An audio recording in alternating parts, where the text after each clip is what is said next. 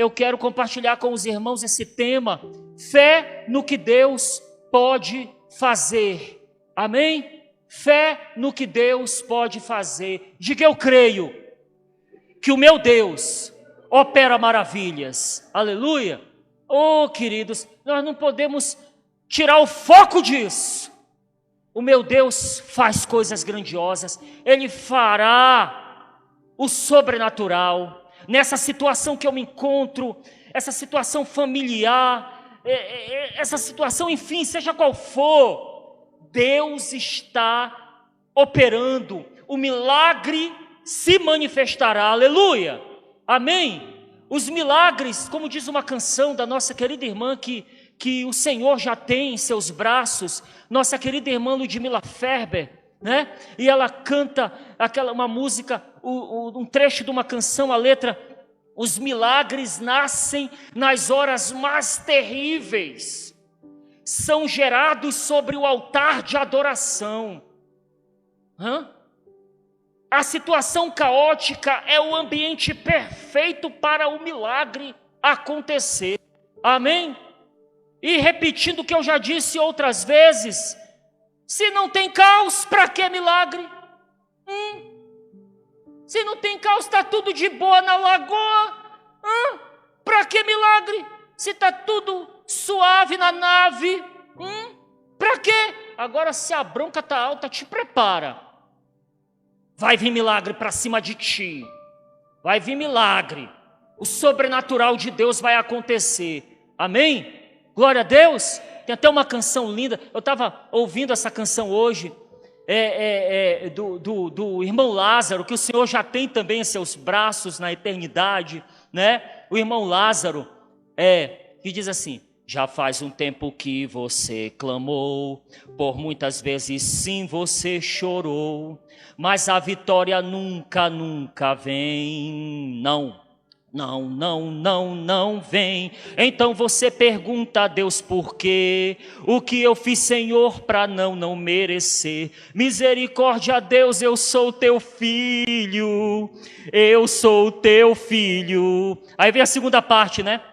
Pergunta para si mesmo onde está Deus, que tantas coisas boas prometeu, mas essas coisas nunca, nunca vêm. Não vem. Então, que fazer? Obrigado. A dor e o desespero não te deixa ver que Deus tem algo profundo contigo. Ele é contigo. O que Deus preparou é bem melhor. O que Deus tem para ti, irmão, é bem maior. Creia nas promessas, creia em Cristo. Ele é contigo. Deus vai fazer acontecer. O teu inimigo não vai entender. Creia em Cristo. Ele é contigo. Essa música é muito da hora, cara. A música é muito da hora. Ah, que maravilha, né? Esses momentos, né? Nunca vem, nunca vai chegar, nunca vai acontecer. A gente fica, né? Nos momentos de aflição. A gente fica, mas quando, meu Deus, né? Somos seres humanos, temos nossos momentos ali em que ficamos abalados. E temos que ser sinceros com Deus nessa hora mesmo, né? Se eu estou abalado, estou triste, né? Quando estou esperando, meu Deus, me ajuda. E aí Deus vai fazer acontecer. Isso é fato, amém? É fato, é certo, aleluia. Glória a Deus, queridos. Olha, o profeta aqui como base, aqui texto base, versão NVI. Lá em Números 23:19, Números 23:19, o profeta Balaão declarou: Deus não é homem para que minta, nem filho do homem para que se arrependa. Acaso ele fala e deixa de agir? Acaso promete e deixa de cumprir? Eis a pergunta aí, né? E aí a gente sabe a resposta. Se Deus falou, vai cumprir. Profeta Balaão, né? Esse profeta aqui, sem vergonha. Mas depois Deus o tomou e ele não conseguiu proferir maldição sobre Israel. proferiu foi bênção, que os irmãos conhecem a história, a passagem. Ele declarou essas coisas. O anjo Gabriel disse para Maria: pois nada é impossível para Deus. Amém? Em Lucas 1,37, nada é impossível para Deus. E Jesus Cristo, que é maior que profeta, maior que anjo, declarou: o que é impossível para os homens é possível para Deus, em Lucas 18:27. O que é impossível para os homens é possível para Deus. Aleluia! Declarações maravilhosas aqui, que nós temos que nos apegar e continuar confiando em meio às crises. Amém, queridos? Continuar firmes no que Deus pode fazer. Eu quero tratar aqui de 3 pontos, 3 atitudes, 3 comportamentos, podemos colocar assim também, acerca dessa pessoa que tem a sua fé firme no que Deus pode fazer. Aleluia! No que Deus pode fazer, tem a sua fé firme. Esse que tem a sua fé firme no que Deus pode fazer, não duvida do que Deus pode fazer. Ora bolas, amém? Não duvida. Se a sua fé está firme, não há dúvidas, Deus cumprirá. E tem uma passagem que eu acho muito interessante no Antigo Testamento, só para citar aqui a referência bíblica, é 2 Reis 6, a partir do 24, e o capítulo 7, ok? Eu não vou ler todo o texto, que é muito longo, mas eu peguei aqui, dei uma beliscada em alguns versículos, colocando aqui, para nós analisarmos aqui acerca dessa questão de não duvidar do que Deus pode fazer. Aleluia, queridos, amém? Amém? Estão comigo aqui? Estão focados aqui? Amém? Glória a Deus então, ok? E é a passagem que Deus, ele acaba com a fome em Samaria. Samaria estava sitiada pelo rei da Síria com o seu exército. Você sabe que a situação de sítio na antiguidade, ali nos tempos bíblicos, medievais, enfim, era algo muito usado por exércitos inimigos que queriam invadir uma cidade. E a situação de sítio era a seguinte: era ficar acampado ao redor, o exército inimigo acampado ao redor da cidade que eles queriam invadir. E ali, com o exército inimigo ao redor da cidade, acampado, o povo da cidade não podia sair. Ficavam presos ali, né? E era uma estratégia de enfraquecer o inimigo, o povo daquela cidade que eles queriam invadir. O rei da Síria sitiou ali a Síria, né? O rei sitiou Samaria, perdão, e o povo de Samaria ficou dias e dias ali, semanas, meses, sitiados ali. Aí, como é que entra comida na cidade? Como é que produz? Enfim, a situação ficou caótica e a fome estava consumindo os moradores de Samaria. Estava consumindo, né? E aí, esse é o contexto, né? É como começa a passagem. Mas, olha só aqui uma observação dentro dessa passagem, queridos. Dentro desse ponto de não duvidar do que Deus pode fazer. Olha só a passagem, 2 Reis, capítulo 6, versículos 24 e 25. Algum tempo depois, Ben-Hadad, rei da Síria, mobilizou todo o seu exército, cercou Samaria.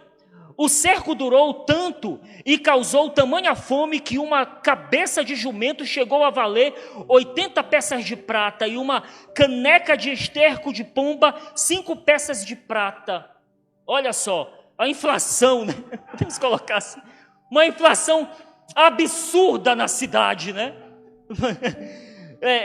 A comida ficou escassa e o que se tinha ali era vendido de forma caríssima. A situação era essa, muita fome. E o cenário dramático mostrou ali a sua cara mais feia, mais horrível. No versículo do 26 ao 30, só citando a referência, e eu vou falar aqui rapidamente. Quando 2 mulheres, queridos, a fome era tanta, que 2 mulheres chegaram com o rei de Samaria e relataram uma situação bizarra. Eram duas mães, cada uma com o seu bebê ali em uma situação de muita fome. E a fome era tão extrema que elas chegaram à beira da loucura ali. Chegaram à loucura, podemos colocar assim. Por quê? Porque elas fizeram um acordo.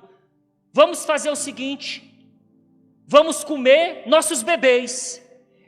Tu dá o teu bebê, a gente come, e depois a gente come o teu. Dá o teu bebê, a gente come, e depois eu dou o meu bebê. Vocês estão entendendo? Elas fizeram esse acordo de comerem os bebês delas. Habitavam na mesma casa ali as duas. E aí uma mãe foi lá, preparou o seu bebê. Olha que absurdo, querido, coisa chega a arrepia. E foi isso que aconteceu. Uma das mães pegou o seu filho, matou e elas comeram. Mas aí depois a outra mãe não quis mais dar o seu filho. O acordo era esse, né? A outra mãe depois dá o seu filho também. Meu irmão, elas chegaram diante do rei. O rei estava em cima do muro.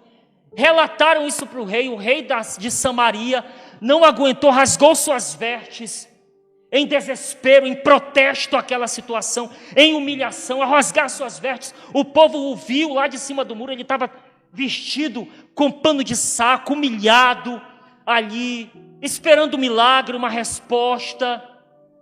E ele ficou furioso e queria descarregar a raiva dele toda no profeta Eliseu. O profeta, cadê o profeta? É o Deus de Eliseu que está causando todo esse sofrimento. Ele estava perturbado com toda aquela situação que o seu povo se encontrava, ainda mais com a situação daquelas duas mães. E aí ele manda chamar o profeta Eliseu, e tem lá uma certa rixa entre os dois, mas o profeta, usado por Deus, libera a palavra, o milagre. A profecia do milagre é liberada. Lá no versículo 1 do capítulo 7 aqui, de 2 Reis, capítulo 7, versículo 1, olha só. Eliseu respondeu: ouçam a palavra do Senhor, assim diz o Senhor, amanhã por volta desta hora, na porta de Samaria, tanto uma medida de farinha como 2 medidas de cevada serão vendidas por 1 peça de prata. Ele estava dizendo: olha, a comida será tão abundante que ficará barata. Resumindo, haverá comida para o povo. Deus fará acontecer. A profecia do milagre foi lançada, amém? O milagre virá, quantos recebem, amém? O agir de Deus se manifestará, quantos recebem, amém? Ah, meu irmão, a situação é caótica, tu nem sabe da minha luta, mas Deus libera nessa noite. Ele anuncia nessa noite que o milagre virá, que essa situação será mudada. Você recebe, amém? Você crê assim? E olha só, aí o que acontece? O incrédulo ali naquele momento abre a boca. O incrédulo, olha só, versículo 2 do capítulo 7. O oficial em cujo braço do rei estava se apoiando disse ao homem de Deus: ainda que o Senhor abrisse as comportas do céu, será que isso poderia acontecer? Mas Eliseu advertiu: você o verá como com os próprios olhos, mas não comerá coisa alguma. Olha só, meu irmão, eu jamais falaria isso, principalmente para Eliseu.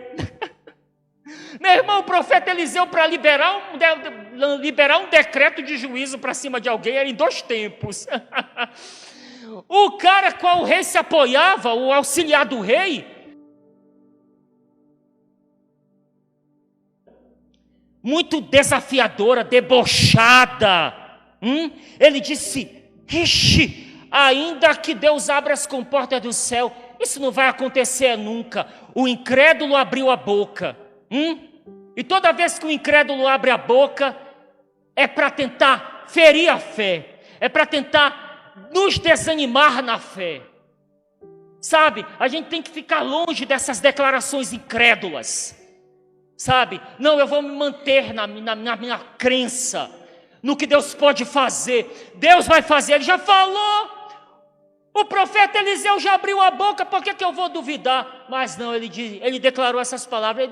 O profeta Eliseu: é desse jeito, é? Pois tu vai ver o que Deus vai fazer. mas tu não vai comer nada. Tu não vai comer nada, olha só. E aí, seguindo, Deus opera o milagre lá nos versículos do 3 ao 15 do capítulo 7. Estão acompanhando, queridos? Amém?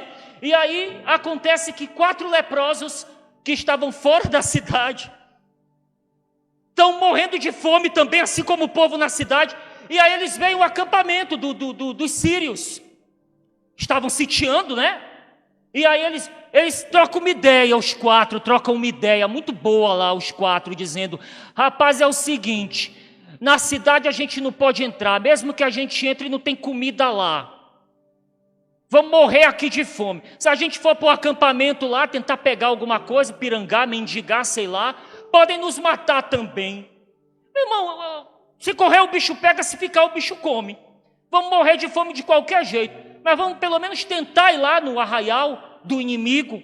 Vamos lá ver se a gente encontra, pelo menos no lixo, talvez, alguma coisa para comer. Eles vão lá, queridos. Quando eles chegam lá no arraial, não tenha mais ninguém no arraial dos sírios. Todo aquele exército debandou, saiu em retirada, e a gente sabe por que, lendo aí, mas sabe o que Deus fez? Deus fez o exército da Síria, todo o exército, aqueles milhares de soldados, ouvirem marcha de exércitos vindo para cima deles. E eles pensaram: cara, o rei de Samaria deve ter entrado em aliança com outros reis, que estão enviando o exército deles para cá, vamos sair vazando. Deus os atemorizou, Deus colocou um medo no coração do exército inimigo, querido. E eles saíram, mas tão apressados, que deixaram comida, deixaram cavalo, deixaram coisas de valor, lá no arraial, no acampamento. Quando os leprosos chegaram lá, estava tudo lá, de mão beijada, olha só, de mão beijada, e eles: rapaz, isso aqui está muito bom, cadê o exército aqui, não tem ninguém. Eles comeram, pegaram coisas para si, e aí trocaram de novo uma ideia. Cara, é o seguinte, não é bom a gente guardar isso aqui só para a gente. O povo lá da cidade, apesar deles terem nos tratado mal, claro, a lei nos obriga a ficar fora da cidade, enfim, mas não vamos fazer isso com o povo não, eles estão morrendo de fome também. Vamos lá com o rei de Samaria, anunciar que tem comida aqui em abundância, está tudo aqui, os cavalos, está tudo aqui. Eles foram lá, falaram lá com o rei, a notícia chegou com o rei ficou meio desconfiado, isso pode ser uma armadilha, porque talvez a gente vá lá, e aí eles estão escondidos numa emboscada para nos atacar, deve ser uma armadilha para nos fazer sair da cidade. E aí ele mandou alguns espiões ali, alguns homens dele, com os poucos cavalos que tinha ainda em Samaria, foram lá, checaram, realmente não tem ninguém aqui. Vamos mais adiante, eles viram os rastros dos fujões, dos amedrontados, dos aterrorizados, daquele exército da Síria. Eles viram os rastros dele, as pegadas, o rastro de desespero deles, correndo, e seguiram esse rastro até longe. Aí chegaram à conclusão: realmente, foram embora, não estão mais aqui. Deus fez algo sobrenatural, os fez fugir de medo, de pavor. Esse é o nosso Deus, amém? E aí, queridos, seguindo mais, o incrédulo perdeu a bênção. Todo incrédulo perde a bênção, todo incrédulo, é fato. Olha só, no versículo 17, ora, o rei havia posto o oficial em cujo braço tinha se apoiado como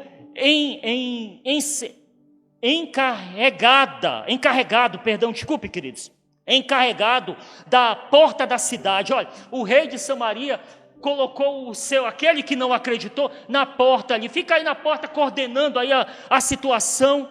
Mas quando o povo saiu, atropelou-o com a porta, e ele morreu, conforme o homem de Deus havia predito, quando o rei foi à sua casa. Você visualizou aí, né? Apesar dessa péssima leitura, né, queridos? Desculpem. Mas olha, o cara, o incrédulo ali, o assessor do rei ali, foi pisoteado, esmagado pela multidão faminta. pela multidão que estava indo em direção à bênção, o que Deus tinha providenciado, provido para eles, e era comida em abundância, coisas de valor, enfim, queridos. Deus operou uma grande obra ali. E olha, querido, o incrédulo se lascou. O incrédulo se lascou. E olha, uma das coisas que mais entristecem o coração de Deus é a incredulidade. Sabe? É a incredulidade no que Ele pode fazer. Não acreditar, como eu já disse outras vezes aqui, não acreditar no que Deus pode fazer, é como dizer assim, olha, Tu criou o universo, Tu criou todas as coisas maravilhosas, grandiosas, mas esse meu probleminha aqui é muita areia para o Teu caminhão, Deus. Não dá, não tem como tu resolver isso aqui. Olha só, é uma ofensa isso a Ele, é ou não é, queridos? Que você e eu possamos encarar a incredulidade dessa forma. A incredulidade é uma ofensa ao meu Deus. Eu tenho que me manter crente, porque a minha fé o agrada. A minha fé traz prazer a Ele. E Ele vai ver a minha fé firme e vai se alegrar comigo. E vai me honrar, e vai me abençoar, e vai liberar o milagre. Aleluia, queridos. Amém? Uma das coisas que mais desagrada a Ele, queridos, é muito interessante lá na casa de Jairo, no milagre da ressurreição da filha de Jairo. Ele chega lá e diz, olha, ela está dormindo, Jairo. Ela está dormindo. E algumas pessoas começam a rir. E lá em Marcos 5,40, só citando aqui a referência, Marcos 5,40, Jesus diz, olha, vocês que riram, fora. Vocês não vão ver o milagre acontecendo, vocês vão só ouvir. Vocês não serão testemunhas oculares do que eu posso fazer, do que o meu Pai pode fazer. Vocês vão ouvir de outros, vocês poderiam testemunhar e ficarem maravilhados. Mas aqui comigo, atenção, só os pais e os discípulos. Os meus discípulos aqui. Vamos entrar lá no quarto, naquele quarto... Naquele quarto estavam os desesperados e os íntimos, pastor Agno. Os desesperados e os íntimos naquele quarto lá. Dois tipos de pessoas que têm a sua fé afiada. Porque o desespero daqueles pais o fizeram tomar a decisão, a seguinte decisão, olha, ou a gente acredita ou então... O que mais podemos fazer? Nossa filha está aí. No que podemos ver, morta. Estamos desesperados, aflitos. Vamos crer também. É só o que podemos fazer. Tem momentos na vida, querido, que o desespero está tão brabo que só nos resta crer, né? Ou a gente crê ou a gente se desespera. Cai nos erros que o desespero pode nos levar. Nós temos essas duas opções. Ou caímos nos erros que o desespero pode nos levar, ou cremos. E aqueles pais entenderam, cara, estamos desesperados, a opção correta é crer. E ali estavam os íntimos, os próximos. E quem é íntimo? Íntimo dele, íntimo do Senhor, tem essa fé mais. E ali eu quero chamar os íntimos aqui, os mais próximos. Vamos lá! E eles testemunharam o milagre, aleluia, queridos. Amém? Testemunharam o milagre. A incredulidade entristece tremendamente o coração do Senhor, mas nós queremos trazer ao coração dele a alegria, a satisfação, amém? Crendo nele, e apesar das circunstâncias, das adversidades, continuar crendo firme, amém? Ok, queridos, amém?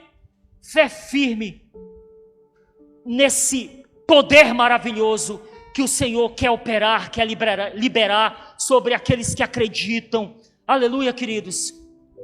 É caos, é tempestade, seja o que for, queridos, mantenhamos-nos firmes nas promessas, amém?